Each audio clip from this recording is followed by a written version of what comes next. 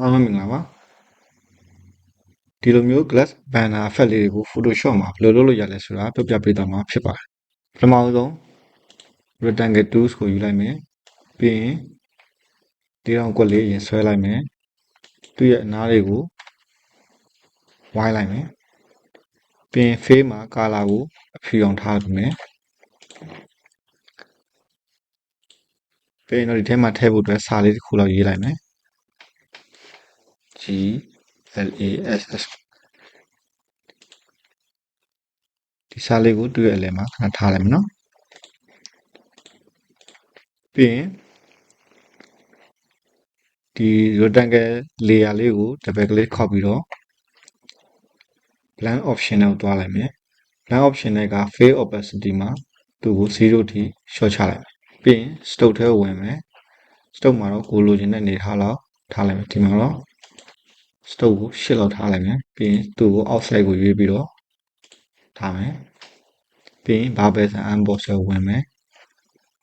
style မှာ stroke emboss ဆိုတဲ့ဟာလေးကိုရွေးမယ်ဒီမှာ smooth ကိုရွေးမယ်ပြီးရင်ဒီ depth ဆိုတဲ့နေရာမှာဒီမှာကိုလိုချင်တဲ့အနေထားပေါ့နော်ဘယ်လို lighting မျိုးနဲ့ glass glass effect ကိုဘယ်လို lighting ပုံစံမျိုးလေးလိုချင်လဲကိုလိုချင်တဲ့အနေထားလောက်ရွှေ့လိုက်မယ်ကျွန်တော်ဒီမှာ180လောက်ထားလိုက်မယ်ဒီမှာ app ကိုရွေးထားတယ် size ကို95လောက်ထားလိုက်မယ်ပြီးဒီ angle တွေကတော့ဒါအလင်းဝင်တဲ့ angle တွေပေါ့နော်ဒါကိုလိုချင်တဲ့အနေထားလောက်လေးရွှေ့လိုက်ဖို့ချိန်လို့ရတယ်ဒီမှာကြည့်ပြီးတော့ချိန်သွားလို့ရတယ်ဒီမှာတော့120လောက်ထားကြည့်လိုက်မယ်ဆိုရင်အပေါ်ပိုင်းကဖြူပြီးတော့အောက်ပိုင်းက lighting မထိသလိုလေးဖြစ်သွားတယ်တိတ်မကြိုက်သေးရင်လည်းရွှေ့လိုက်မယ်ဒီလိုပုံစံမျိုးလေးဘေးနှစ်ဖက်ကိုဖြူပြီးတော့ထားလိုက်မယ်ဒါတွေကတော့ရွှေ့ကြမလို့ရတယ်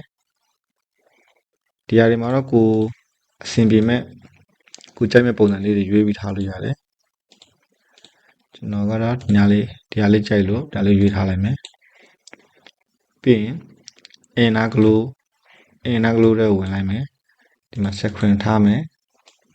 opacity ကိုလည်းကိုလိုချင်တဲ့အနေထားလောက်ရွှေ့မယ်ဒီမှာတော့20လောက်ထားလိုက်မယ်ဒီ noise တွေပါလည်းတင်စားမလို့ noise တင်လိုက်လို့ရှိရင်တော့ဒီလိုအဆက်ပြောက်လေးဖြစ်သွားမှာနော်ဒါကိုလိုချင်တယ်ဆိုရင်ထားလို့ရတယ်ဒီမှာတော့မထားတော့ဘူး0ထားမယ်ပြီးရင်ဒီနေရာမှာဖြူပဲရွေးထားမယ်ဒီ center ထားမလား add ထားမလားရွေးလို့ရတယ်ဒီမှာ add ကိုထားလိုက်မယ်ဒါကတော့ site ပေါ့နော်သူ့ရဲ့ inner glow ဖြစ်တဲ့ site ကြီးထားချင်တာသေးထားချင်တာဒီမှာ glass effect ပုံစံလေးပဲလိုချင်တာဖြစ်တဲ့အတွက်ကိုပါလေးပဲထားမယ်ဒီမှာလည်းခုနလိုပဲရွေးလို့ရတယ်ကျွန်တော်ဒီဟာလေးပဲထားလိုက်မယ်နော်ပြီးရင် range ချဲ့ရင်လားချင်းရင်လားရတယ်တော့ဆိုအဆင်ပြေပြီပြီးရင် color overlay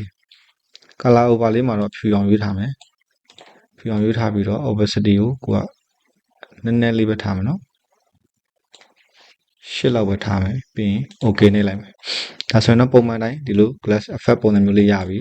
ဒါပေမဲ့သူက glass effect ရဲ့နောက်ကပုံကိုပါလိုက်ပြီးတော့ဝါးနေတာဖြစ်တဲ့အတွက်ကို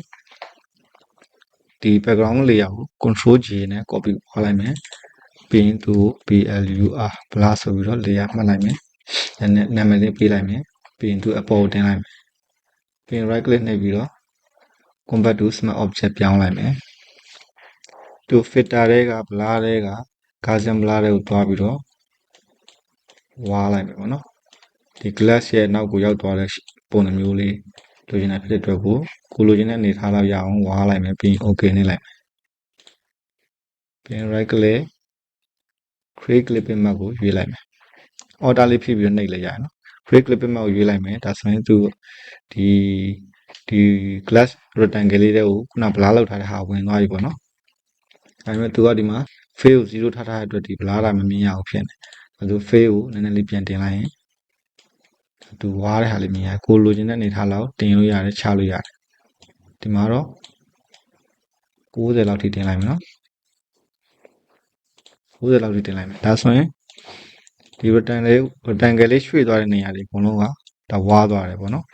ဒါရှေ့ကလုံးဝ glass ခံလိုက်တဲ့ပုံစံမျိုးလေးရသွားပြီနော် ဒါဆိုရင်ခုနစာလေးကိုပြန်ဖော်လိုက်ပြီးတော့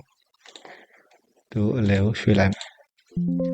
ဆိုရင်ဒီ glass ဆိုတဲ့စာလေးနဲ့ rectangle နဲ့ကို link ချိန်ပြလိုက်မယ်ဒါဆိုရင်တော့ဘယ်လိုပဲရွှေ့ဒါ glass ဖက်ပုံစံမျိုးလေးရသွားမှာဖြစ်တယ်နော်ကျေးဇူးတင်ပါတယ်